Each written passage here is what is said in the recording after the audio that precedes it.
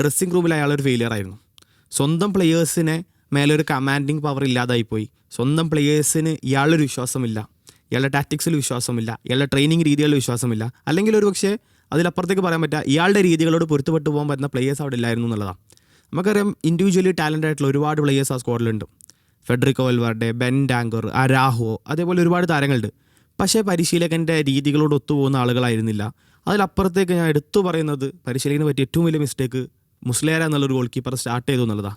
ഇവർ ഈ ഒരു വേൾഡ് കപ്പിൽ ഇവർക്ക് നഷ്ടപ്പെട്ട എല്ലാ പോയിന്റിനും ഉത്തരവാദി ഒരാളുടെ പേര് പറയാൻ പറ്റുകയാണെങ്കിൽ അത് മുസ്ലേര ആയിരിക്കും. നമ്മൾ കാബോ വെർഡയുടെ മത്സരത്തിൽ ഫ്രീ കിക്ക് എടുക്കുക ഉദാഹരണമായിട്ട്. ഒരു ഗോൾ കീപ്പർ ഫ്രീ കിക്കിന് പൊസിഷൻ ചെയ്യേണ്ടത് അവിടെ ഗോൾ ലൈനിലാണ്. ബേസിക്കലി കൃത്യമായി വാളിനെ പൊസിഷൻ ചെയ്തിട്ട് അതനുസരിച്ച് സ്വയം പൊസിഷൻ ചെയ്തെടുക്കുന്നത് ഗോൾ കീപ്പറുടെ ഉത്തരവാദിത്തമാണ്. പക്ഷേ ആ ഗോൾ കീപ്പർ ആ ഷോട്ട് എടുക്കുമ്പോൾ എവിടെയായിരുന്നു നിന്നത് നമ്മൾ കാണണം.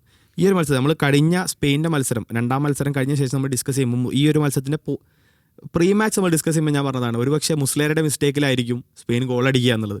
കൃത്യമായിട്ട് അത് സംഭവിച്ചു. കാരണം മുസ്ലേരയ്ക്ക് ഈസിലി കയ്യിൽ ഒതുക്കാമായിരുന്നൊരു പന്ത് തട്ടിത്തെറിച്ചാണ് വലയിലേക്ക് കയറുന്നത്. കോച്ചിന് മനസ്സിലായി തൻ്റെ തീരുമാനം തെറ്റിയെന്നുള്ളത്. അതുകൊണ്ട് തന്നെ ഹാഫ് ടൈമിന് ശേഷം കോച്ച് എന്ത് ചെയ്തു, ഗോൾ കീപ്പറെ പിൻവലിച്ചു. നമ്മൾ സ്വാഭാവികമായിട്ട് ഫുട്ബോൾ കാണാത്തൊരു രീതിയാണ് ഗോൾ കീപ്പറെ പിൻവലിക്കുക എന്നുള്ളത്. നമ്മൾ ഒച്ചോവയുടെ കേസിൽ നമ്മൾ ഈ ഒരു വേൾഡ് കപ്പിൽ കണ്ടു. പക്ഷേ അത് അയാൾക്കൊരു ഫെയർവെൽ കൊടുക്കാനാണ്. ഇത് ഫെയർവെൽ കൊടുക്കുക എന്നുള്ളതിൽ അപ്പുറത്തേക്ക് മതി, എൻ്റെ തീരുമാനം തെറ്റിയെന്ന് കോച്ചിന് മനസ്സിലായ ഒരു മൊമെൻ്റാണത്. പക്ഷേ ആ മൊമെൻ്റ് എപ്പോഴാണ്? മൂന്നാം മത്സരത്തിൽ 45 മിനിറ്റിലാണ് അത് തിരിച്ചറിഞ്ഞത്. ഒരു പക്ഷേ ആദ്യ മത്സരത്തിലെ ഇയാളുടെ പിഴവുകൾ മനസ്സിലാക്കിക്കൊണ്ട്, അല്ലെങ്കിൽ ഇയാൾക്ക് പകരം പുതിയ ഒരു യങ് ആയിട്ടുള്ള ഒരുപാട് പ്ലേയേഴ്സ് ഉണ്ട്. 40 വയസ്സുള്ള മുസ്ലേരയ്ക്ക് പകരം യങ് ആയിട്ടുള്ള ഒരുപാട് പ്ലേയേഴ്സ് അവരുടെ സ്ക്വാഡിലുണ്ട്. ഈ പ്ലേയേഴ്സിൽ ആരെങ്കിലും ഒരാളെ പരീക്ഷിച്ചിരുന്നെങ്കിൽ ഈ ഒരു റിസൾട്ട് ആയിരിക്കില്ല ബിയൽസക്ക് ഉണ്ടാവുക. ബിയൽസക്ക് നമ്മൾ പറയുന്നത് ക്ലബ് കരിയർ ഒരുപാടുണ്ട്. ലീഡ്സ് യുണൈറ്റഡിലുള്ള ആളുടെ ഒരു ടേം ഭയങ്കരമായിട്ട് നമ്മളെപ്പോഴും പ്രൈസ് ചെയ്യുന്നത് റഫീനിയാക്കി മാറ്റിയ ഒരുപാട് നല്ല പ്ലേയേഴ്സിനെ. കാൽവർട്ട് ലെവിന് ആ സമയത്ത് അവിടെ എന്റർടൈനിങ് ഫുട്ബോളാണ് അദ്ദേഹം കളിക്കുക.